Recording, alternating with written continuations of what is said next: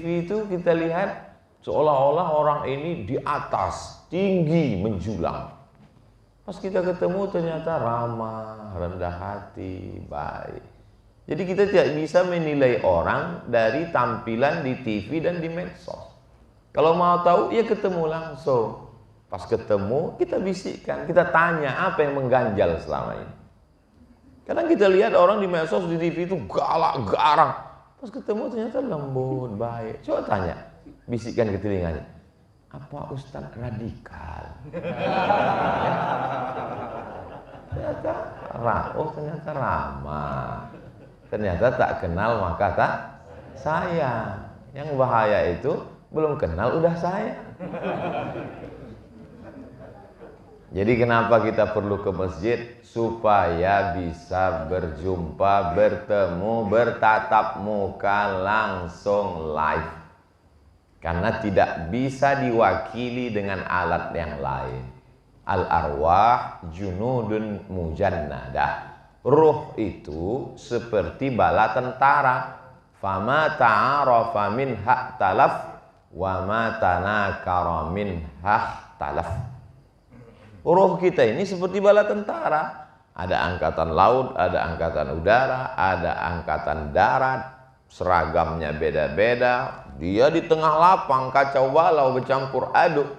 Tapi begitu komandan memerintahkan siap gerak, maka masing-masing akan menemukan dirinya. Sesama angkatan darat bergabung satu barisan angkatan darat. Sesama angkatan udara menggabungkan diri sama angkatan udara. Sesama angkatan laut satu barisan. Kita mudah berkomunikasi kalau satu server. Hobinya sama, ceritanya sama. Di masjid inilah kita bisa bersama insya Allah. Kesannya pun enak.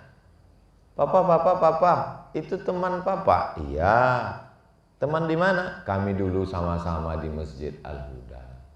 Indah ceritanya. Berkesan pelajaran buat anak kita. Ayah. Iya. Itu teman ayah? Betul. Ayah dulu kenalnya di mana? Kami sama-sama sakau dulu ditangkap. Kena Badan Narkotika Nasional. Alhamdulillah. Ketemu di masjid ini indah. Yang membuat indah itu apa? Bukan kitanya, bukan status kita, bukan siapa kita, tapi di mana kita bertemu, tempat yang paling suci di atas permukaan bumi. Sama tanahnya. Mungkin lebih mahal tanah yang di sana, tapi tanah yang di sana bisa diperjualbelikan. Tanah ini siapa yang mau beli? Dijual tanah murah. Begitu datang apa? Masjid Al-Huda. Enggak jadi dia. Jadi di tanah yang paling suci ini kita berada di sini, dan segala dosa-dosa kita begitu keluar dari tanah yang suci ini bersih, dan kita pun ikut menjadi suci. Dosa kecil, utang tidak lunas. Saya sampai ke Mesir 5 September 1998. 24 tahun yang lalu. S1. Ketika itu ada senior, kalau saya awam paling bawah, ada senior yang khawasul khawas tingkat atas. S3. Anak baru masuk S1, beliau udah S3.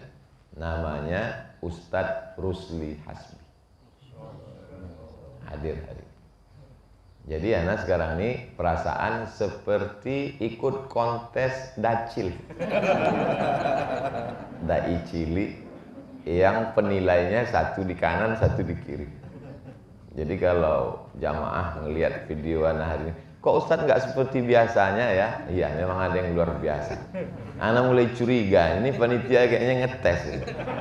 Bisa nggak dia ceramah di depan tim seleksi nasional? Tapi ada kebahagiaan buat anak. Dengan hadirnya tokoh-tokoh besar ini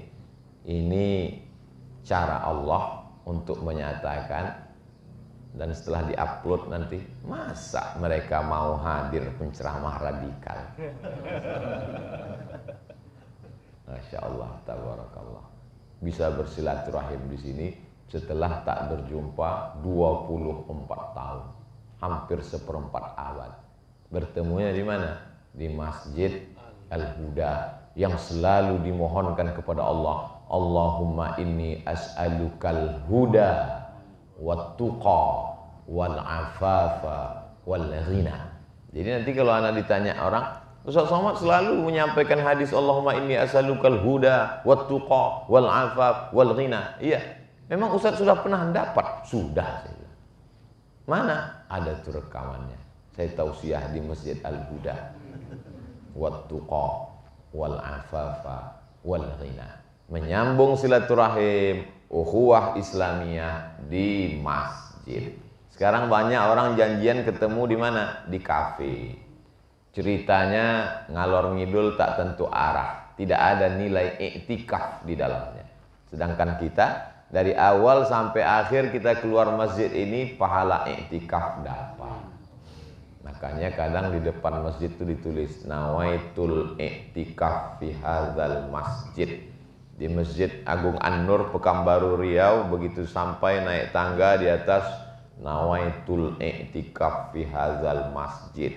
Masjid Nabawi dulu waktu zaman ana haji umrah, di tiang sebelah kiri begitu masuk babus salam ada tulisan nawaitul iktikaf. Sekarang dihapus. Heran kenapa tiba-tiba dihapus, diganti kaligrafi lain. Karena orang mengatakan tidak boleh melafazkan niat iktikaf. Padahal kalau tidak dilafazkan, nanti kita berbolak-balik, habis main handphone, main medsos, kita tak tahu, lupa. Tulisan itu mengingatkan kita. Baik sekali, apa salahnya? Tapi saya yakin dan percaya, andai tidak dituliskan pun, kita sudah ingat. Yang saya sampaikan ini mengulang kaji, saling mengingatkan. Watawasau bil haq, watawasau bis sabr. Berbicara ngobrol di mall, suara azan tidak masuk. Dulu kita di mall, di rumah sakit, azan masuk. Allahu Akbar, Allahu Akbar. Orang naik ke atas. Sekarang sudah tidak masuk karena mati lampu. Bukan karena toanya dicopot. Karena ada pemadaman bergilir sehingga mikrofon tidak hidup lagi. Tapi mikrofon Masjid Al-Huda ini, Masya Allah, subhanallah, tabarakallah. Begitu saya diberi tadi, dipersilahkan oleh Syekh Fikri Tariq, sikit aja saya ucapkan, sawu sufu, langsung khawatir saya. Yang saya khawatirkan jangan-jangan yang berbisik di dalam pun bisa keluar. Saking kan tajam. Itu tadi saya nggak terlalu banyak mengeluarkan, dikit aja suara. Yang herannya nggak kelihatan di mana dipasang. Oh ada. Nah, ini baik sekali karena amat sangat berpengaruh sound system ini. 80% menurut Pak JK, beliau bisikkan waktu ketemu. Ustaz Somad kalau ceramah sampaikan itu di masjid-masjid. Karena orang di masjid dengar suara imam, dengar suara khotib, dengar suara penceramah, tausiah, tidak jelas apa yang dia.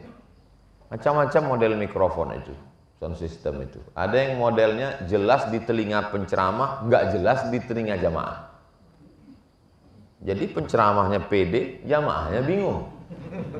Ada model sound system itu jelas di telinga jamaah, nggak jelas di telinga ustadznya. Ustadznya tegang urat lehernya, dia sangka suara itu tak sampai ke telinga jamaah. Ada yang lebih parah lagi, tidak sampai ke telinga jamaah, ustadz itu pun tak mendengar. Sama-sama bingung mereka. Tapi Masya Allah, tabarakallah. Jadi jamaah di seluruh Indonesia dimanapun berada yang mengikuti kajian subuh di Masjid Al-Huda ini, maka kalau kalian mau memperbaiki sound system mikrofon masjid, studi bandinglah ke Masjid Al-Huda. Saya sudah merasakannya. Anda? Bagus sekali. Karena tidak terlalu banyak kita mengeluarkan energi, suara kita jelas. Kadang jamaah ini tidak juga bisa disalahkan. ketika khotib Jumat dia tidur. Seringkali jamaah disalahkan. Kenapa kalian tidur? Kata dia, memang suaranya seperti nyanyian pengantar tidur. Sayup-sayup masuk ke telinga. Setan pula disalahkan. Kata setan, aku nggak ada menggoda. Kata dia.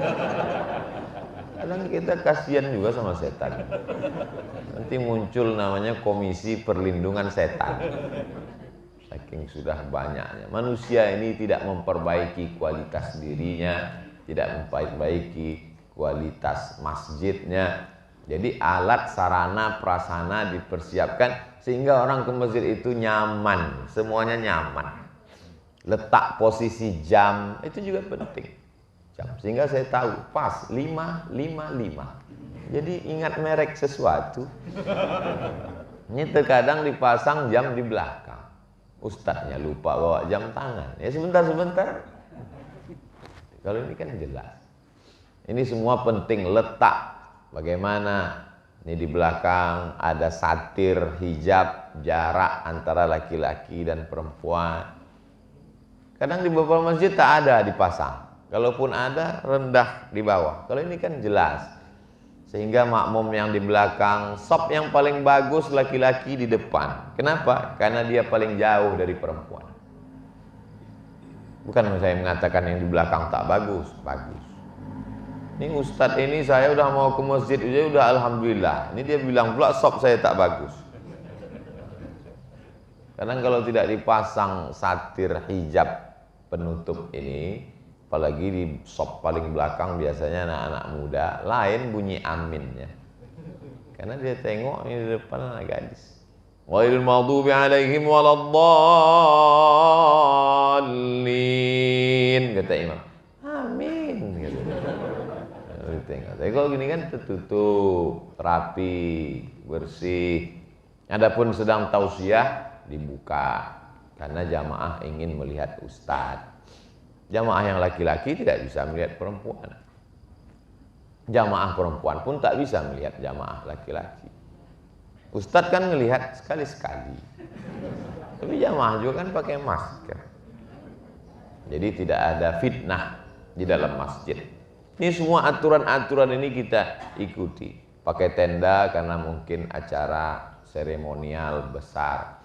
Di Ramadan pun biasa begitu. Masjid, surau, langgar, musola di awal-awal Ramadan pakai tenda. Penyewaan tenda cuma sampai 3 hari. Pas ditanya pengurus, kok 3 hari? Biasanya begitu. Sama nanti di ujung-ujung mau Idul Fitri. Masjid ini mengajarkan kita dalam fikih cuman ada 2, masjid dan masjid jami'. Apa bedanya? Masjid ada Jumatnya, maka disebut masjid jami'. Masjid enggak ada Jumatnya, masjid. Masjid apa Ustaz? Iya masjid aja, enggak pakai aja, masjid. Inilah dia masjid. Nah banyak sekarang orang bingung. Ustaz, kalau dilanggar itu apa pakai usolli sunatan tahiyatal langgar? Itu masjid. Karena ada sholat 5 waktu. Subuh, zuhur, asar, maghrib, isya. Bisa iktikaf di dalamnya. Ini sudah mulai dekat Ramadan. Persiapan. Nanti kami iktikaf di mana Pak Ustaz? Masjidnya jauh. Datang ke masjid kita iktikaf. Nawaitul iktikaf fi hadzal masjid. Seminim-minim iktikaf menurut mazhab Syafi'i adalah lama dikit dari ruku. Subhana rabbiyal azimi wa bihamdi, subhana rabbiyal azimi wa bihamdi, subhana rabbiyal azimi wa bihamdi. Lama dikit sudah. Tidak disebut iktikaf kalau tidak menyatukan antara siang dan malam, mesti ketemu siang dan malam. Mazhab Maliki. Alhamdulillah saya mazhab Syafi'i Pak Ustaz. Kenapa? Assalamualaikum, assalamualaikum, subhanallah, subhanallah, cabut. Sudah dapat pahala i'tikaf. Jadi tadi kita dari mulai jam 5, jam 4 lewat sekian, sampailah jam 5.59, ini semuanya pahala i'tikaf. I'takafa Rasulullah SAW fil ashril awakhir min Ramadan. Nabi beriktikaf. Itu waktu afdalnya. Adapun waktu terbentang sepanjang tahun adalah waktu i'tikaf. Tidak limited, terbatas hanya pada Ramadan, di ujung Ramadan saja. Ini untuk menafikan pendapat orang yang mengatakan tidak ada i'tikaf di luar Ramadan. Maka masjid kita bisa sebagai tempat i'tikaf, masuk ke dalam, sholat sunat tahiyatul masjid, mendapatkan pahala keutamaan masjid. Masjid kok nggak ada Jumatnya? Kalau ada Jumatnya masjid jami, kecuali ditulis di depan masjid jami tapi nggak ada Jumat, nggak bisa. Kalau masjid, tapi unik juga terkadang untuk meloloskan aturan. Jadi yang namanya surau itu memang tidak ada Jumat. Surau, musola, langgar, istilah tempat kita, itu memang tidak ada Jumat. Tapi saya pernah tausiah di Kuala Lumpur, surau, tapi ada mimbarnya. Saya tanya, ada Jumat di sini? Ada. Kok surau? Ini namanya surau Jumat. Untuk mengatasi aturan. Kalau surau, aturan pemerintahnya begini. Jadi di beberapa tempat memang disebut dia musola, tapi masjid. Ini ada sholat Jumat? Ada Pak Ustadz. Tapi kok namanya musola? Dulu kami mau buat masjid. Pas mau izin nggak dikasih. Pak, boleh di sini buat masjid? Nggak boleh. Kalau musola boleh. Ya udah, izinnya musola. Tapi dibuat sholat Jumat. Jangan terjebak pada nama.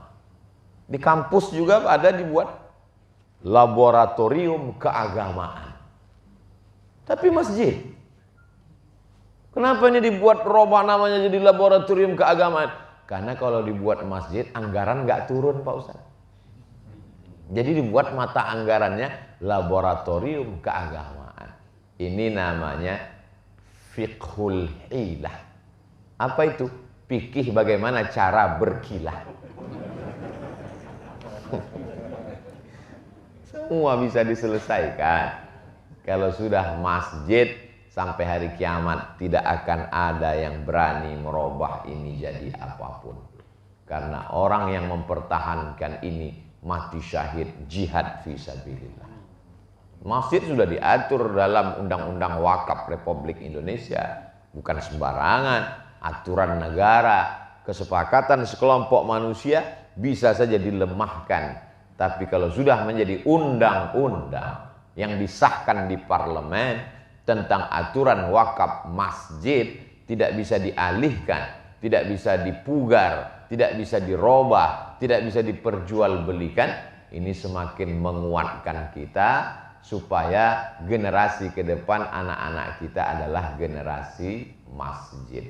Dari maghrib ke isya 45 menit, waktu yang pendek. Handphone mati, gadget mati, laptop mati, off. Alhamdulillah Ustaz Somad, kami memang sudah begitu di daerah kami. Dari maghrib ke isya, handphone mati, gadget mati, laptop mati, TV mati, komputer mati. Kenapa gitu Pak? Pemadaman bergilir. Mati karena kesepakatan kita. Mari kita lanjutkan lagi tradisi masa kecil kita, menghidupkan surau, langgar, musola, masjid dengan maghrib mengaji. Sediakan guru, belajar Iqra, yang sudah khatam Iqra Al-Quran, yang sudah khatam Al-Quran mulai kajian memahami surat-surat pendek tafsir juz amma, selesai khatam juz amma tafsir surat Yasin, selesai itu masuk Al-Baqarah, dibaca per kata. Apalagi di tempat kita, Masya Allah, nikmat yang dirasakan Bapak Ibu luar biasa. Ada Syekh Fikri Tariq, ada Dr. Rusli Hasbi. Tidak ada alasan Bapak Ibu tidak paham agama, itu tidak ada alasan. Masjid-masjid lain mungkin ada alasan. Ketika nanti mati menghadap Allah ditanya, kenapa kamu nggak paham tafsir Quran? Kenapa kamu nggak ngerti fikih? Kenapa kamu tidak paham akidah Ahlus Sunnah wal Jamaah wujud qidam baqa? Di tempat kami nggak ada ustadz. Kalaupun ada ustadz guru pemain naturalisasi. Ini pemain intinya. Maka menjadi masyarakat sekitar Masjid Al-Huda ini adalah nikmat. Tapi kalau tidak datang kajian bisa jadi laknat. Resikonya luar biasa. Menjadi penduduk Makkah itu rahmat. Tapi kalau tidak ikut Rasul, jadi Abu Jahal, Abu Lahab, laknat, azabnya juga makin cepat. Nah, jadi kajian subuh ini semakin menguatkan hati masyarakat sekitar Masjid Al-Huda. Tapi bagi yang nggak kuat, mungkin siap-siap juga mengurus surat pindah. Karena dengan adanya masjid kita, ada para asatiz guru, kuatkan lagi keyakinan. Apa yang mau ditanya-tanyakan, minta majelis khusus, hari khusus untuk sekedar membuat tanya jawab. Anda bertanya, syekh menjawab. Anda bertanya, doktor menjawab. Karena kadang banyak yang mau kita tanyakan, tapi begitu sudah duduk dekat syekh, hilang. Saya kenapa ya Ustadz? Kalau pas lagi di rumah banyak betul yang mau saya bahas. Begitu udah duduk hilang. Itu memang sudah SOS, standar operasional setan. Ini udah kerja dia. Maka kita mensiasatinya dengan cara nulis. Tapi saya kan nggak mungkin bawa-bawa tulisan kertas pena Ustaz. Handphone kita itu menulis, tulis yang mau ditanyakan nanti kalau mau ketemu. Ini semua pelajaran bermakna supaya pertemuan di masjid tidak hampa. Apa yang kamu dapatkan di masjid? Silaturahim. Apa yang kamu dapatkan di masjid? Sholat berjamaah. Apa yang kamu dapatkan di masjid? Tanya jawab. Apa yang kamu dapatkan di masjid? Melihat gerak imam. Dari mulai bagaimana duduk tawarruk, bagaimana duduk tasyahud akhir iftirash, bagaimana letak tangan, bagaimana bunyi makharijul huruf. Nah, ini semua penting. Karena mohon maaf, mestinya yang maju ke depan aqrabuhum ila sunnah, yang paling mendekati sunnah Rasulullah SAW. Karena pakai celana panjang, tidak pakai imamah sorban, jenggot pun lupa dipasang. Syekh Fikri Thariq dari atas sampai bawah, atas imamah, i'tamma Rasulullah SAW, Rasul berimamah, Rasul pakai jubah. Rasul sebelum sholat bersiwak. Laula an asyqa ala ummati la amartuhum bis-siwak inda kulli sholat. Terus kenapa Ustadz maju ke depan tadi? Beliau persilakan. Bolak-balik saya nolak, silakan. Daripada saya malu tolak-tolakan, takutnya direkam sama jamaah. Tiba-tiba keluar videonya. Nah, itu baguslah saya maju ke depan. Masya Allah, tabarakallah. Ini semua mendapatkan keberkahan buat kita semua. Adapun rukun-rukun masjid ini udah lengkap semuanya. Sunat-sunatnya dari mulai fardu-fardu wajibnya, sunat muakkadnya, sunatnya, sampai yang sifatnya perlengkapan semua udah. Buku-buku ada, jamaah yang mau iktikaf dia mau baca dari maghrib ke isya, buku rapi. Dari susunannya rapi kelihatan belum pernah dibuka. Ustadz Somad, itu kami memang rapi, walaupun udah dibuka dari maghrib ke isya disusun lagi. Ada disediakan mukena, itu bukan untuk jualan. Itu mukena bagi yang musafir mampir singgah atau mau cepat-cepat pulang kantor nggak sempat. Kadang di masjid itu banyak juga ibu-ibu mengeluh, Ustadz ada mukena tapi pas kami pakai dari awal sampai akhir kami tahan napas. Alhamdulillah, ada saja cara orang muslim ini ingin beramal soleh. Ada program namanya bersih-bersih masjid. Di Medan tuh ada program bersih-bersih masjid. Ada orang yang hatinya bersih, disediakannya mobil lengkap dengan pekerjaannya, lengkap dengan alat-alatnya. Kerjanya hanya membersihkan masjid-masjid gratis. Ada pula program laundry gratis untuk mukena masjid. Maka berlomba-lombalah jamaahnya membawa mukena dan ngaku punya masjid. Di setiap peluang mau beramal soleh, ada saja orang ingin mengambil kesempatan. Memang dunia ini isinya begitu. Ada orang yang baik, tapi ada tidak baiknya. Ada yang tak baik, tapi ada baiknya. Itulah manusia. Kalau dia baik terus, berarti dia malaikat. Kalau dia jahat terus, setan. Kawan saya ada jahat terus Pak Ustadz, setan. Tidak ada itu. Pasti ada baiknya, pasti ada tidak baiknya. Abdul Somad ada baiknya, tapi mungkin tidak baik di hadapan orang. Dan tugas kita untuk meluruskan, memperbaikinya itu di mana? Ketika kita bertemu di masjid, hatinya sedang lembut. Ini juga pelajaran buat kita bahwa man bana masjidan banallah mithlahu baitan fil jannah. Masjidnya mungkin biasa, tapi cerita di balik masjid itu luar biasa. Bagaimana perjuangan mereka supaya masjid itu bisa berdiri? Bagaimana memperjuangkan dari musola bisa menjadi masjid? Cerita itu mesti ditulis, mesti diceritakan, supaya anak-anak kita di masa akan datang, man makes story. Manusialah yang bisa membuat sejarah. Ada seorang nenek-nenek memegang erat sapu tangan yang sudah lusuh dan lapuk. Kata cucunya, ngapain nenek pegang sapu tangan ini? Ganti aja dengan yang baru, di mall banyak, bisa saya belikan. Kata neneknya, bukan masalah sapu tangannya, tapi ada kisah masa lalu yang kalau ku ceritakan air matamu meleleh sepanjang Bengawan Solo. Kenapa begitu? Ada cerita di balik itu semua. Dan setiap kita ini punya cerita. Bagaimana kronologis dia hijrah, bagaimana proses pendidikan, bagaimana dia belajar. Maka ini saya dengar-dengar cerita prosesnya panjang. Maka ini dituliskan. Menulislah supaya orang di masa akan datang tahu bahwa kau pernah hidup di masa lalu. Boleh untuk update status pagi ini. Saya sering nulis Pak Ustadz. Udah banyak tulisan saya Pak Ustadz. Nulis di mana? Di Instagram. Tulislah. Kalau kira-kira tulisan itu membangkitkan semangat untuk bangun masjid. Tulislah. Kalau kira-kira tulisan itu membangkitkan semangat untuk memperjuangkan musola menjadi masjid. Tulislah. Kalau kira-kira tulisan itu membangkitkan semangat untuk bersilaturahim. Tapi kalau tulisan itu hanya menjadi dosa jariah, berhentilah. Orangnya sudah taubat, tapi keran dosanya tetap mengalir. Kenapa bisa begitu?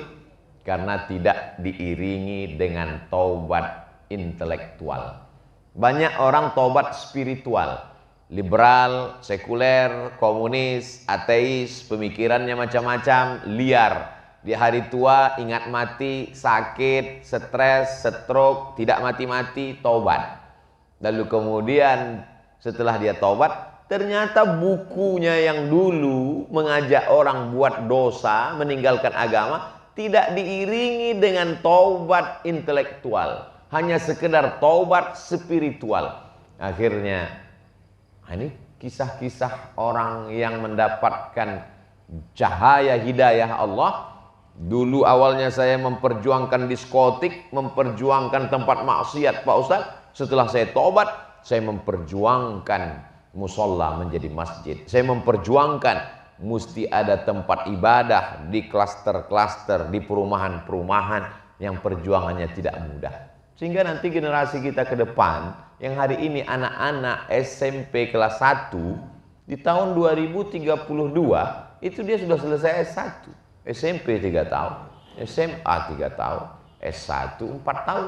10 tahun dia sudah selesai S1, dia akan berjuang, sehingga perjuangannya tidak hampa.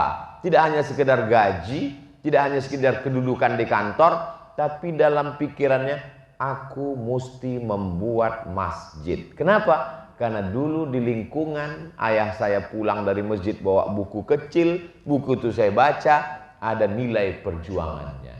Manusia ini kalau hidupnya tidak ada visi misi, rumah, kantor, kerja, sibuk, libur, jalan-jalan, rumah, kantor, mall, rumah, kantor, kafe, rumah, kantor. Apa beda kita dengan kucing anggora? Kerja, uang, libur, jalan, makan, jalan, libur, kerja, tidur, rumah. Kita berarti ikan koi. Hidup tidak punya misi. Misi saya hidup ini apa? Selama hidup ini berapa masjid saya buat? Selama hidup ini, Ustadz Somad doakan saya Pak Ustadz. Doanya apa Pak Haji? Supaya saya bisa bangun masjid 99. Saya ketemu dengan orang. Lama hidup banyak dirasa, jauh berjalan banyak dilihat. Lama jadi ustadz, ketemu orang macam-macam. Ada manusia seperti itu, manusia-manusia unik.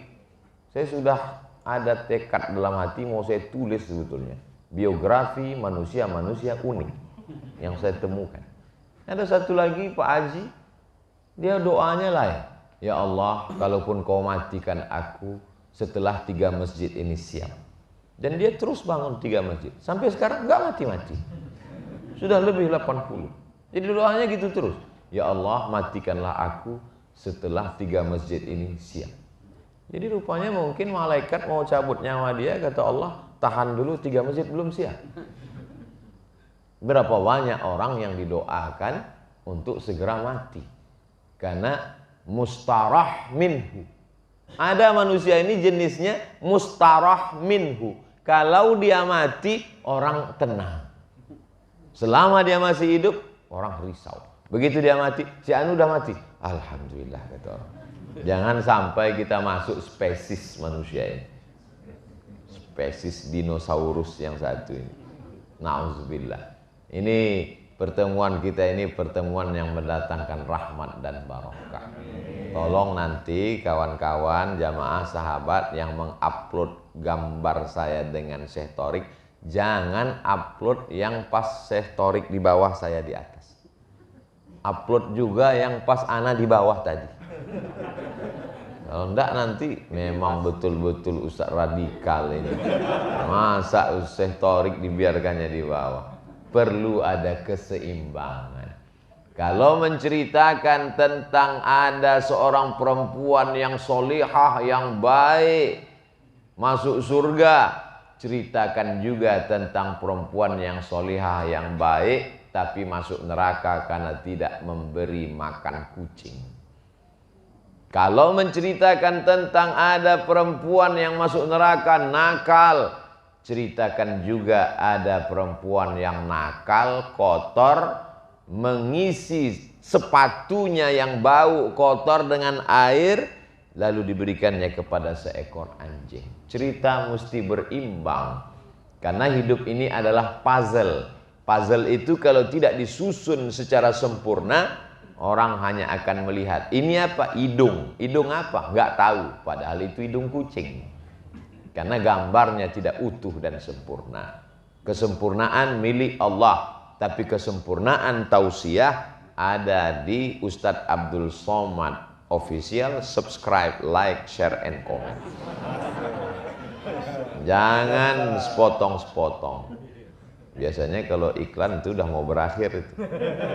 Jangan ambil sepotong-sepotong, komen, potong-potong, benturkan dengan video lain dan lain sebagainya. Maka di masjid kita bertemu, berjumpa, melihat langsung, mendengar, ada tatapan mata, ada raut wajah, ada saatnya suara menggelegar, tapi ada juga saatnya suara rendah. Kesempurnaan itu kita ditemukan di rumah Dia yang maha sempurna, Baitullah, rumah Allah, masjid. Rumah Allah, rumah ustadz, ada ustadz. Rumah syekh, ada syekh. Rumah kiai, ada kiai. Rumah Allah, ada Allah. Wa huwa ma'akum aynama kuntum. Dia bersama kamu dimanapun kamu berada. Allah itu tidak jauh tinggi di atas, perlu jutaan tahun untuk menembusnya. Tidak. Dia bersama dengan kita.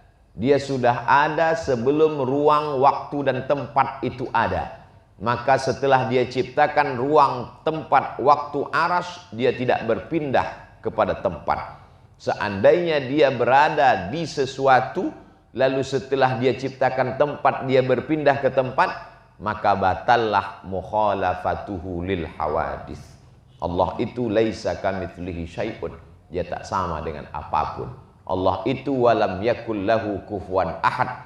Dia tidak setara, selevel dengan apapun dan siapapun. Maka jangan hukumi Allah dengan hukum yang ditepati oleh manusia. Itulah pentingnya kita belajar akidah. Hari Senin malam Ahad, akidah sifat 20 Imam Abul Hasan Al-Asy'ari. Hari Senin malam Selasa, Selasa malam Rabu fikih. Fikih sholat sudah selesai, fikih muamalat, ekonomi. Jangan-jangan sholatnya betul, toharohnya tak tepat. Toharoh sudah benar, sholat sudah benar, rupanya fikih muamalatnya masih riba. Ada ahli fikih kita, hari Rabu malam Kamis, akhlak. Hadis, bagus, arba'in. Hatam arba'in 40 hadis Imam Nawawi, Riyadus Shalihin. Hatam Riyadus Shalihin, naik kepada Al-Adhkar. Al-Adhkar sudah selesai, kami mau yang hadis-hadis hukum. Bulughul Maram min Adillatil Ahkam, syarahnya Subulus Salam Imam As-San'ani. Sudah khatam, sudah selesai. Pindah ke Jawahirul Bukhari. Kami mau yang besar, kitab Imam Al-Bukhari. Kitab Imam Al-Bukhari yang ditulis oleh Imam Muhammad bin Ismail Al-Bukhari bin Mughirah bin Bardizbah Al-Bukhari dari Bukhara, Uzbekistan. Maka ketika ini dibaca, tapi kami mau bersanad Pak Ustadz, dari gurunya, dari Syekh Tariq, Syekh Fikri Tariq, membaca, mendengar itu dari Sayyidi Al-Habib Umar bin Hafiz di Darul Mustafa Tarim Hadramaut. Habib mendengar dari para habaib, sampailah kepada Imam Muhammad bin Ismail Al-Bukhari. Jadi bersanad sampai ini mesti dijaga. Al-isnad minad din, sanad keilmuan ini dari agama, bagian dari agama. Fanzuru amman ta'khudhu dinakum, perhatikan kamu mengambil agama kamu dari siapa. Sekarang banyak orang mau tobat hijrah, langsung dia ambil handphone www.youtube.com, tulis nyari ilmu agama. Tak tahu dia dari siapa dia ambil, apakah ahlus sunnah wal jamaah atau ahlud dhalalah wal furqah, apakah yang menyatukan dalam sunnah dan jamaah atau memperpecah belah persatuan umat.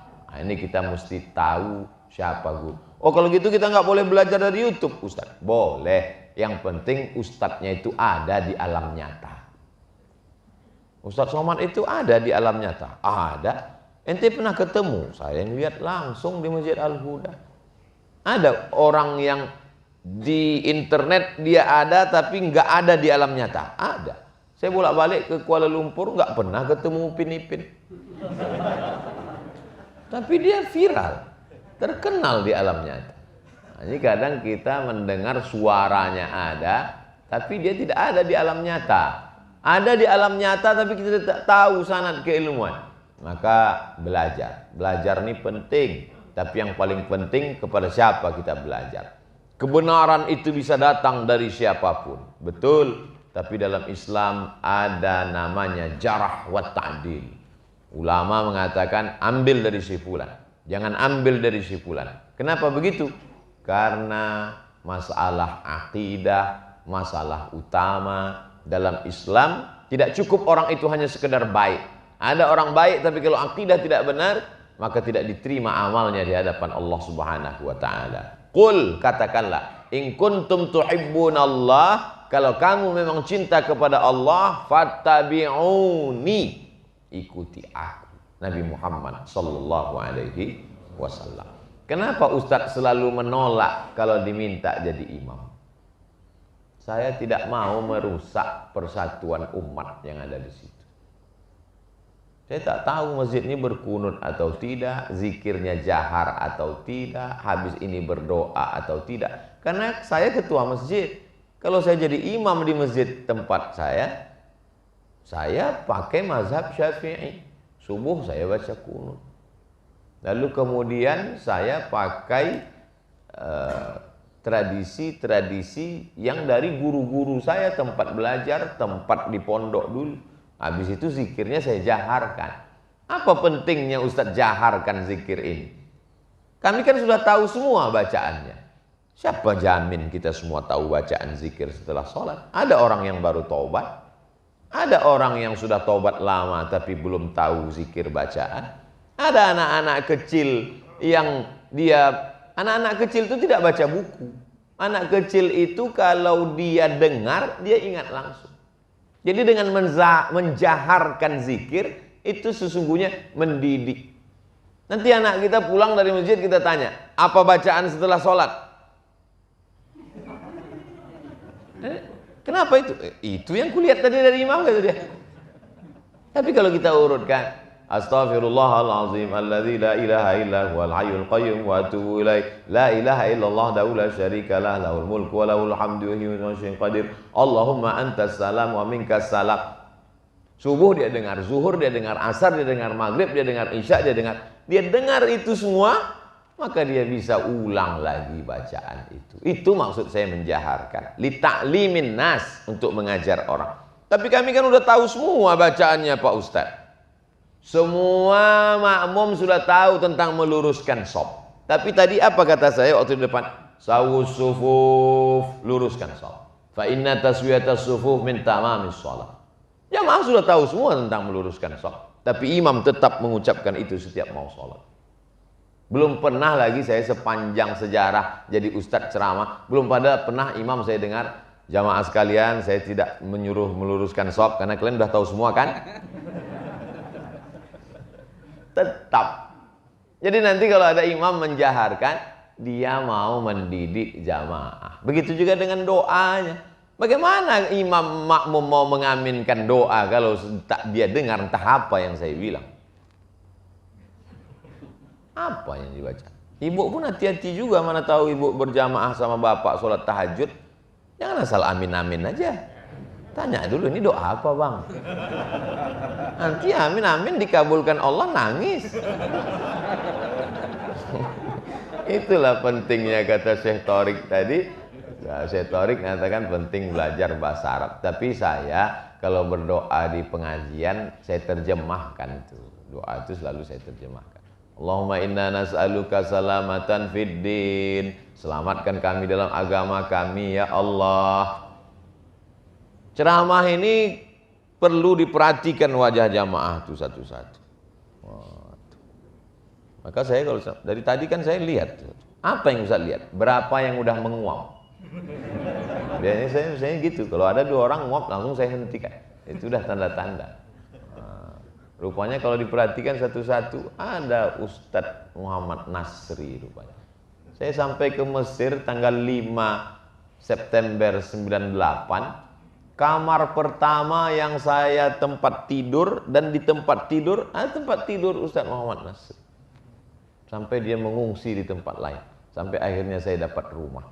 Jadi subuh ini Masya Allah, reuni akbar. Bertemu di Masjid Al-Huda. Dari jam, tak ingat tadi jam berapa. Sekarang sudah jam 6.27. Itulah yang dapat saya sampaikan pada kesempatan hari ini. Mudah-mudahan apa yang saya sampaikan dapat saya amalkan, tidak hanya sekedar menyampaikan, kita sampaikan, kita amalkan bersama dan menjadi amal jariah insyaallah. Mudah-mudahan kita selalu istiqomah iman dan Islam, anak-anak kita menjadi anak-anak yang rajin sholat berjamaah sampai hari kiamat, sampai anak cucu kita semuanya ala hazihin niyah, untuk niat yang baik ini. Al-Fatihah. A'udzubillahi minasyaitonir rajim. Bismillahirrahmanirrahim. Alhamdulillahirabbil alamin arrahmanir rahim maliki yaumiddin. Iyyaka na'budu wa iyyaka nasta'in.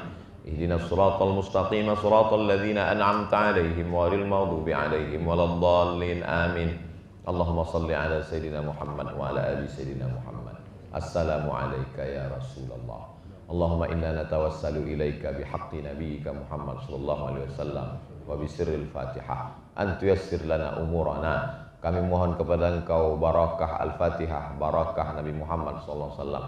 Mudahkanlah segala urusan kami ya Allah. Waqdi hajatina, tunaikan segala hajat-hajat kami ya Allah. Wa balligh maqasidana, sampaikan segala maksud niat baik kami ya Allah. Rabbana ja'alna min muqimis shalah, jadikan kami orang-orang yang menegakkan salat. Wa min dzurriyyatina, sampai anak cucu keturunan kami ya Allah. Allahumma aslih syababal muslimin, perbaiki anak-anak muda kaum muslimin. Wahfazhum min kulli su' wa syarr, jauhkan dari segala perbuatan maksiat dan dosa. Allahumma dafa'anna al-ghala wal waba wal fahsya wal riba wal zina wal munkar ma dhahara minha wa ma batan. Jauhkan kami, negeri kami, kampung halaman kami, keluarga kami dari malapetaka, bencana, musibah, riba, zina, narkoba, perbuatan keji dan mungkar. Allahumma tsabbitsna 'alal imani wal Islam. Kokohkan kami dalam iman dan Islam. Allahumma rzuqnal istiqamata 'ala syari'atil gharra wat tariqatil bayda. Berikan kami istiqamah dalam syariat agama Islam yang benar, di jalan yang lurus. Ya muqallibal qulub, engkau yang membolak-balikkan hati, tsabbit qulubana. Kokohkan hati kami ala dinik, dalam agamamu, wa ala ta'atik, dalam ketaatan kepada-Mu.